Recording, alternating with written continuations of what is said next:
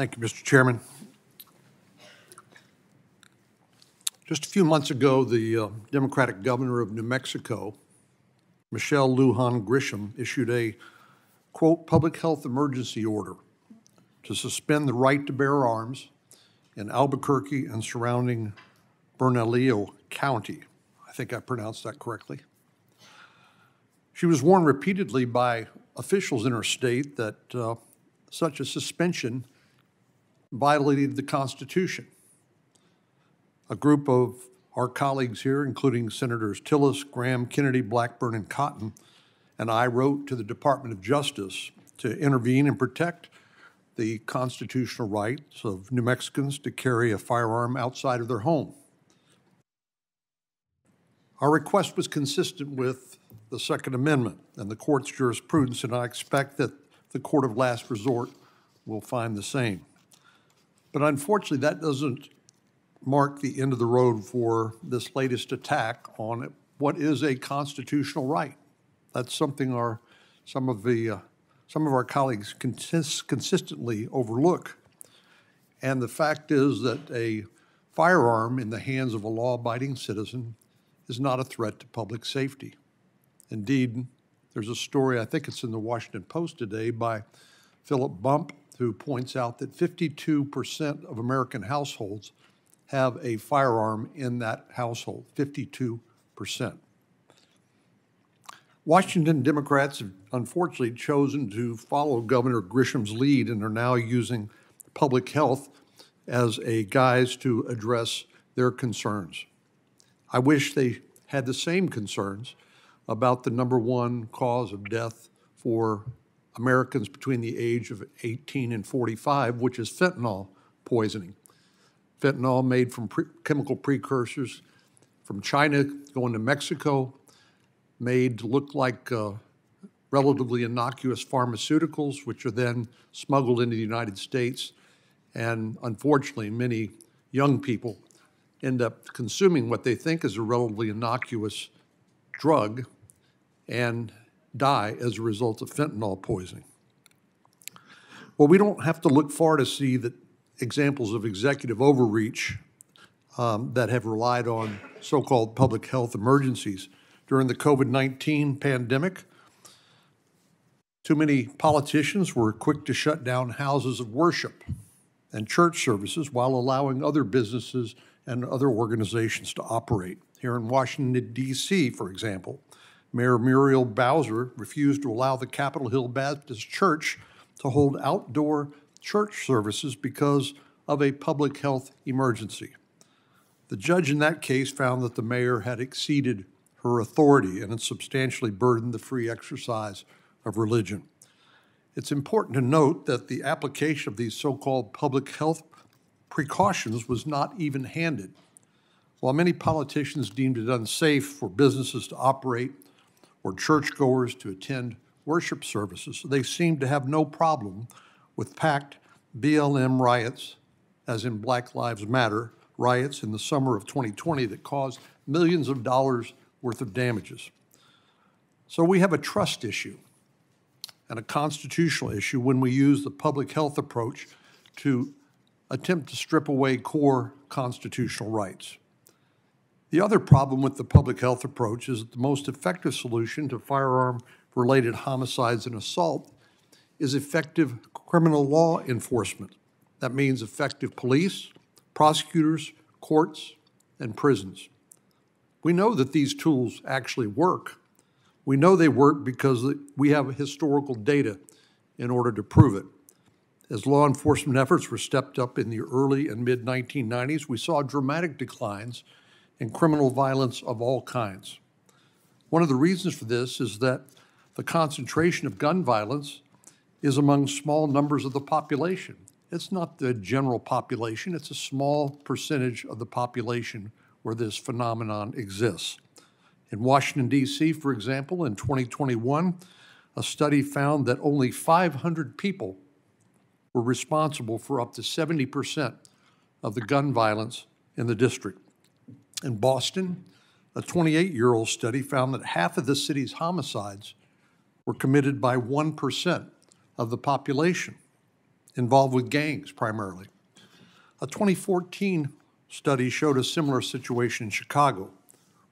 What all of this means, I believe, is that if you empower law enforcement to selectively investigate and prosecute repeat offenders, you can dramatically reduce the gun violence in a community where it's a problem. By removing the worst criminal elements from the community, everyone is safer. That's the original purpose of the Project Safe Neighborhoods program, which passed out of the Senate this year. That program focuses on investigating and prosecuting the most dangerous and violent criminals in our communities to ensure they do not continue to harm other people. And we've seen over the last 2+ decades, it's had an overwhelming success rate at reducing violent crime. Successful programs like Project Safe Neighborhoods require both resources and political will. You can't simply achieve safer communities by defunding the police or letting violent offenders out on bail like, unfortunately, too many prosecutors have been willing to do in communities across our country. Today, violent crime is ravaging many of our communities, and the public is, of course, taking notice, as they must. Here in the District of Columbia, carjackings are up dramatically. And I have to believe that a lot of this has to do with the perception that there will not be consequences associated with committing such crimes against innocent citizens, including members of the United States Congress. A recent Gallup poll showed that 63% of Americans describe the crime problem in the U.S. as either extremely serious or very serious. That's the highest level since this particular poll began in 2000. And 77% of Americans believe there is more crime today in the United States than there was just a year ago. Again, when we talk about the gun violence epidemic, it seems as though a substantial part of that debate is our current crime problem, which has spiked due to the left's soft-on-crime policies and the defund the police movement. Of course, we know the other side of the gun violence issue is mental health. This is especially important when we include firearm-related suicides, as the chairman said. About 60% of the gun deaths in America are the result of a suicide, someone taking their own life.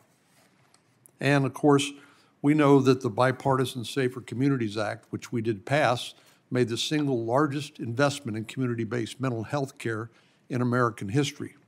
A good start. In 2023, a survey from Mental Health America found that 21% of American adults have claimed symptoms of a mental illness. That's 50 million Americans.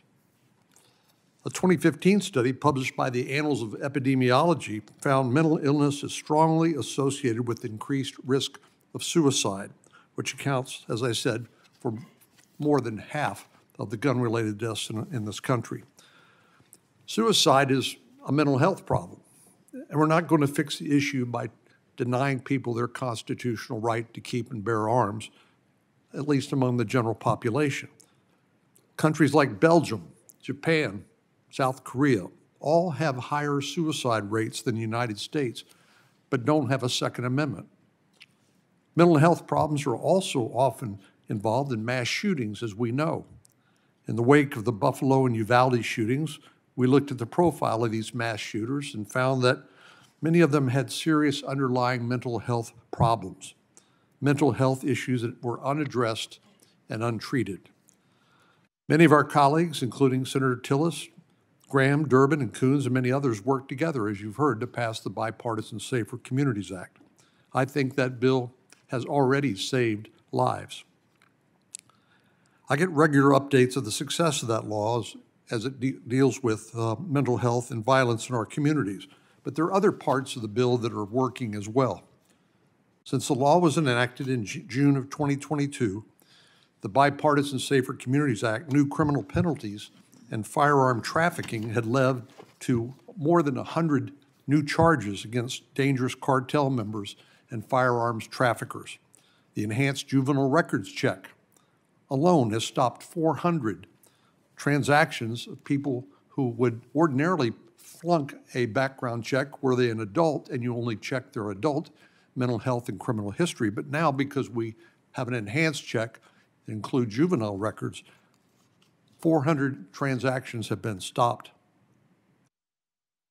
while 98.5% of the background check system is unaffected. This, of course, builds on the positive changes that came from a bill we called Fix NICS, the National Instant Criminal Background Check Act, which was signed into law by President Trump in 2018. That law has led to the uploading of millions of new records into the FBI's National Instant Criminal Background Check database to prevent those who are already legally prohibited from possessing a firearm under existing law from obtaining one.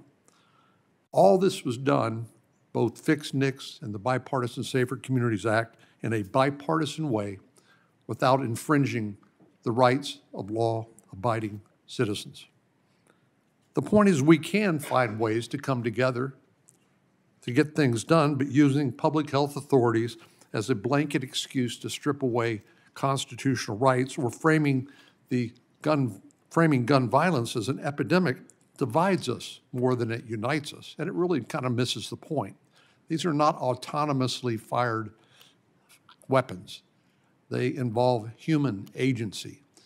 And as we've seen, when we focus on the humans, we can have a very positive impact. So I hope we look at the entire picture of gun violence, which includes focusing on repetitive acts of violence by a small percentage of our communities, focusing on mental health diagnosis and treatment, and finding ways that we can address gun violence like we did in the Bipartisan Safer Communities Act. Again, all without infringing on the rights of law-abiding citizens. Thank you, Mr. Chairman. Thank you.